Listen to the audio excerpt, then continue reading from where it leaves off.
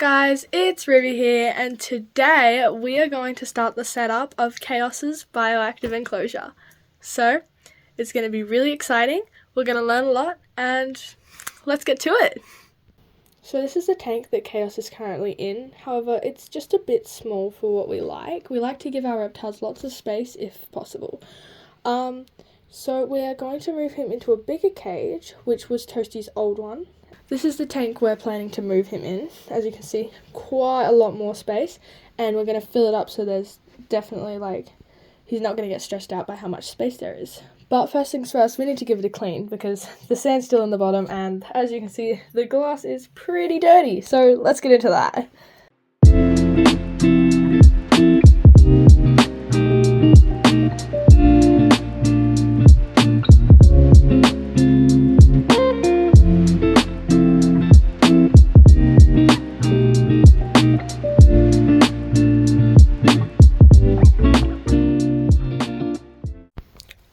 So now that we have emptied out the sand, we're going to clean the glass with Jurassic Clean.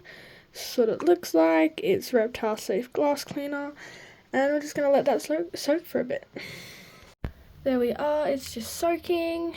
For anyone who does have reptiles and keeps them in glass enclosures, I do recommend this. It's quite good. Just please make sure you're taking your reptile out before you use it. That is very important. Alright, so while we wait for the glass cleaner, we're going to mix up the substrate, okay? What we're using half a block of sphagnum moss. See, here's the other half. And half a block of cocoa peat, which is down here at the bottom. And here's the other half. I tried my best. So now we're just going to add the water to it. So here I have 4 litres of water. The cocoa peat says to use 3.5. However, since we're only using half, and the sphagnum moss does not specify how much water to use, I'm just going to use 3. In she goes.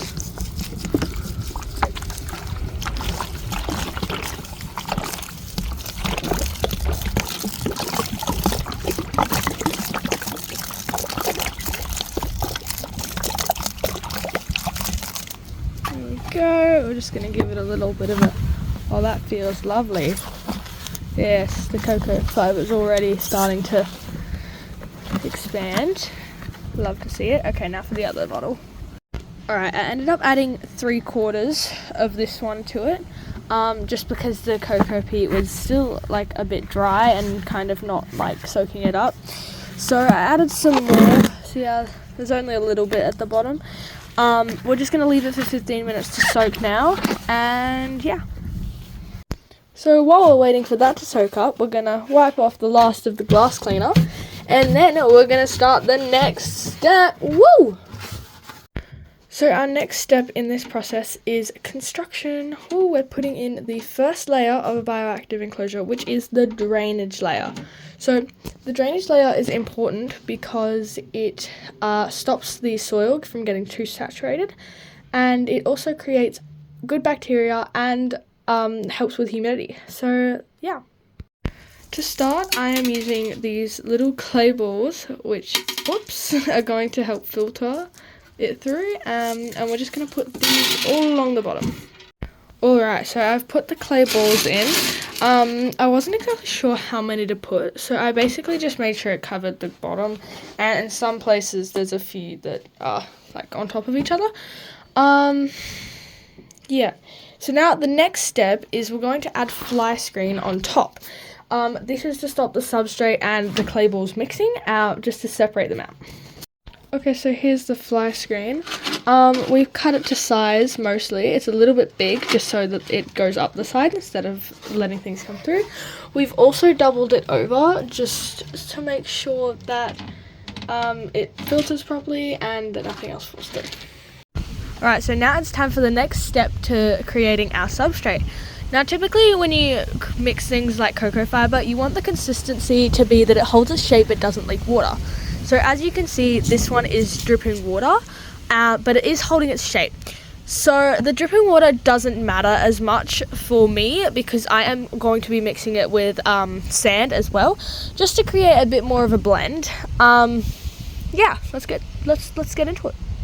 So I'm just using the sand that was in Toasty's cage already.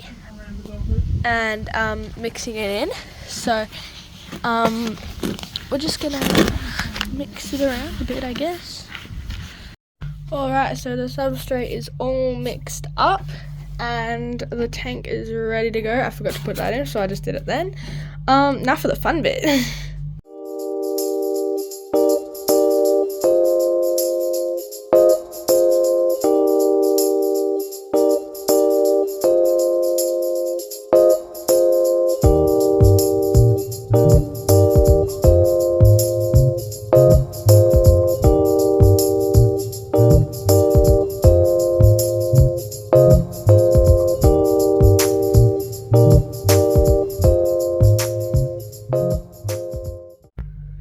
Alright, it's now time for my favourite part, which is decorating.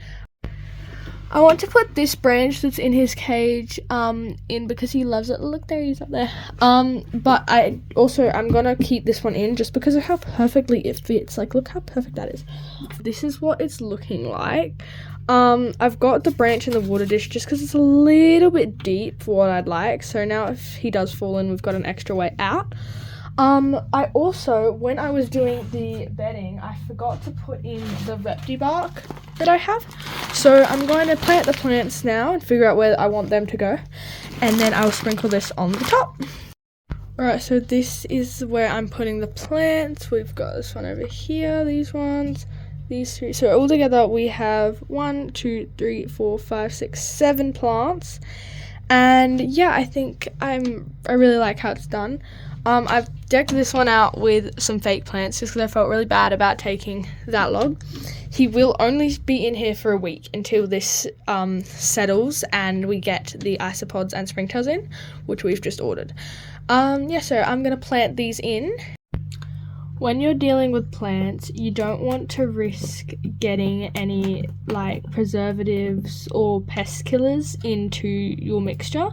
So we're just gonna like gently get all the soil out of this plant's root system, and then we're gonna wash it because we didn't get these plants from a pet shop, thus we don't actually know what they're using in the soil. So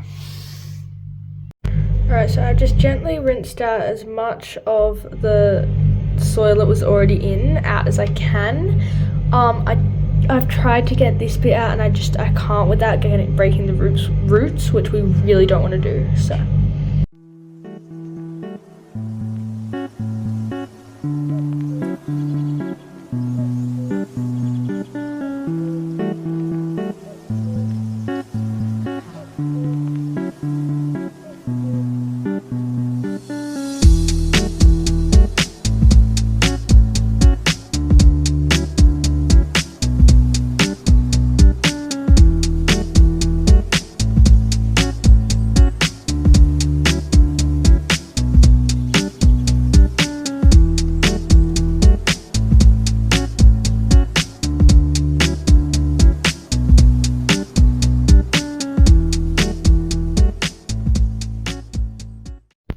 alright, so this is what it's looking like with the plants all planted. I think it looks really, really good.